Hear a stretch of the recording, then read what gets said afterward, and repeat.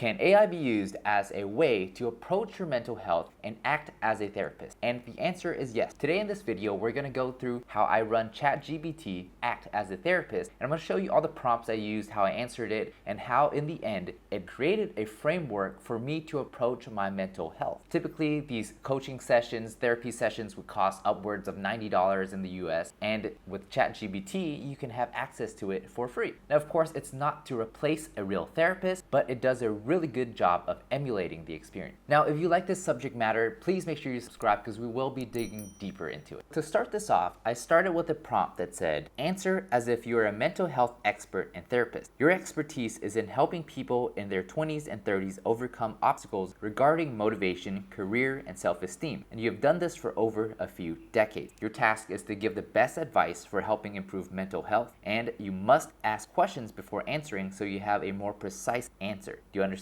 the instructions? So how this was done was the first part set the foundations of how they were going to, or how they are going to respond to my prompt. And here they are an expert with years of experience as a mental health expert and therapist. And then the next part, I made sure that it's specific on motivation, career, and self-esteem so that establishes their expertise. And then finally, I gave them the task of giving advice on mental health. And then I made sure that they asked me questions so that it's better addressed towards my situation. And also, I finished all of that with, do you understand the instructions? So that it's clear, because sometimes if you don't ask them to clarify, it ends up answering in a weird way. So this is just to make sure that it's all going to come out correct. Now, their response is, I understand the instructions. As a mental health expert and therapist with decades of experience in helping people in their 20s and 30s overcome obstacles regarding motivation, career, and self-esteem, it's important to begin by understanding the specific concerns and challenges you are facing. So it goes on to ask, what obstacles are you currently facing regarding motivation, career, and self-esteem? Are there specific issues or experiences that have contributed to these challenges? How have these obstacles affected your overall mental health and well-being? Once I have a better understanding of your specific concerns, I can provide tailored advice and strategies to help improve your mental health. It's important to note that everyone's situation is unique, and it's important to find a coping strategy that works best for you. Additionally, it's important to remember that self-care is an essential part of managing mental health, and it's important to take care of yourself physically, emotionally, and mentally. Lastly, it's important to remember that seeking professional help is not a weakness but a strength. If you feel that your difficulties persist, it's important to seek help from a licensed therapist or mental health professional. They can provide you with additional tools and techniques to manage your obstacles and offer support in a safe and confidential environment. So I gave them an answer and I said, I'm currently having issues finding something to be excited about when I wake up in the morning. Every day feels like it's the same thing over and over again, and I'm unsure what contributed to these challenges as it seems to have come all of a sudden. These obstacles have affected my quality of life, and I am not as excited for the future as I am used to be. So this was answering the question that they asked up here, which was, what obstacles are you currently facing regarding motivation, career, and self-esteem? Are there specific issues or experiences that have contributed to these challenges, and how have these obstacles affected your overall mental health and well-being? Now, after that, they gave me an answer of, I understand that you're currently facing challenges with feeling motivated and excited about your daily life. And that has been impacting your overall mental health and well-being. It's not uncommon for people to experience a sense of monotony and lack of excitement in their daily lives, especially when feeling stuck in a routine that lacks novelty and meaning. This could be a sign of burnout, depression, or other mental health issues. It's important to address here these feelings in order to improve your overall well-being. So it gives you a understanding of what's happening. It gives you an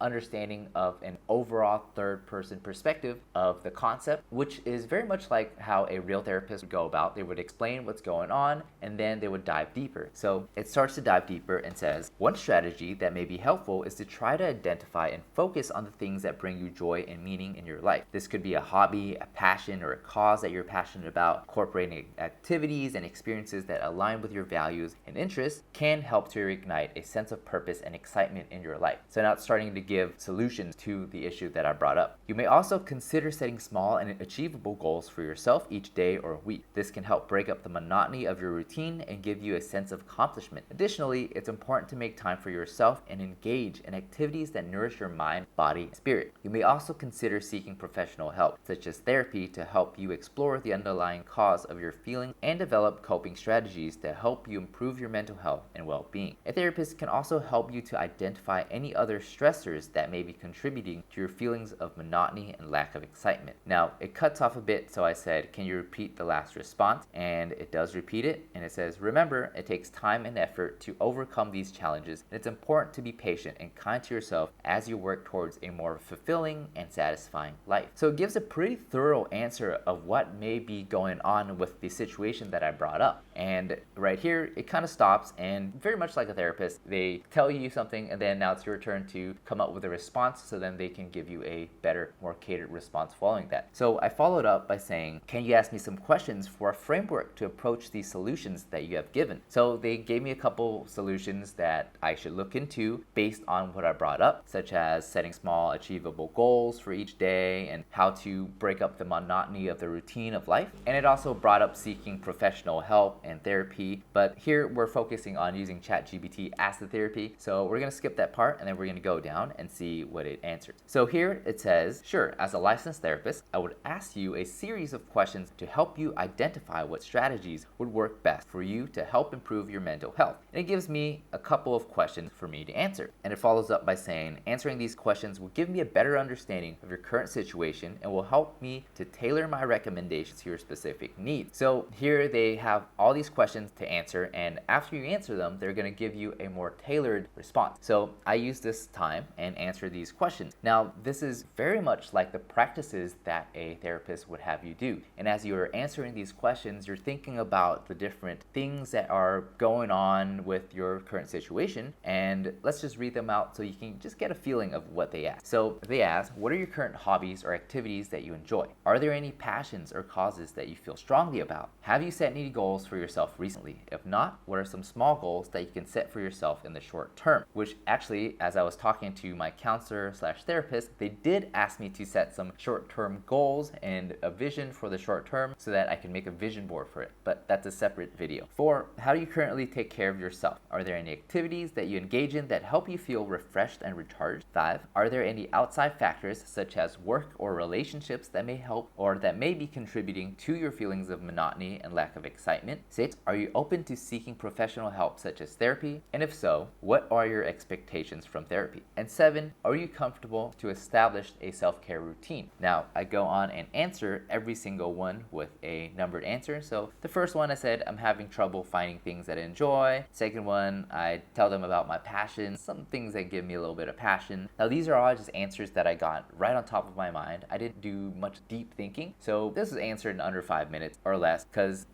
if you answer with things that are on top of your mind, it's in a way more catered to your direct feeling and how you feel at the moment, just like if you're in a therapy session. So try to answer like that so it gets the most raw, authentic response from you. So I told them I haven't set too many goals and I struggled to find activities to help feel refreshed and recharged, and gave them some stuff to work with. So they finally came up with another response, and they said, I appreciate you sharing that with me. It sounds like you have a general idea of what you enjoy, but are currently struggling to find activities that bring you joy and fulfillment. Focusing on your passion for different types of foods could be a great starting point for finding new hobbies and activities. So it actually refers to something that I said earlier and is now giving me a solution that ties into with that. So it's pretty interesting that they do that. So you might consider trying new recipes, experimenting with different cuisines, or even taking a class. This could help you find new ways to explore your passion for food and could provide you with a sense of accomplishment. So these are actually very valid suggestions to do if you were to see someone and talk to someone about this situation. They would come up with something small and achievable like this based on what you had told them. And then it follows up with saying, setting small achievable goals for yourself can also help to break up the monotony of your routine and give you a sense of accomplishment. Creating more videos for your channel could be a great way to start. Now, you mentioned that you struggle to find activities that help you feel refreshed and recharged. It's important to make time for yourself and engage in activities that nourish your mind, body, and spirit. This might include things like exercise, meditation, yoga, reading, or any other activity that you find relaxing and enjoyable. It's also important to remember that seeking professional help is not a weakness but a strength. You mentioned that you currently work with a counselor, so it would be a good idea to discuss your feelings of monotony and lack of excitement with them. They can provide you with additional tools and techniques to manage your obstacles and offer support in a safe and confidential environment. And lastly, it's important to establish a self-care routine. You mentioned that you're comfortable with it, and self-care is essential for maintaining good mental health. Remember to be kind to yourself as you work towards a more fulfilling and satisfying life. So I said, said, "Thanks for the insightful response. Can you help me establish a self-care routine moving forward?" So from here, it actually gives me a self-care routine. And it says, establishing a self-care routine is an important step in maintaining good mental health. Here are a few suggestions for creating a self-care routine for you. Now, it says things like identify your needs. Self-care looks different for everyone, so it's important to identify what self-care activities work best for you. Consider what activities make you feel refreshed and recharged. Make a schedule. Establishing a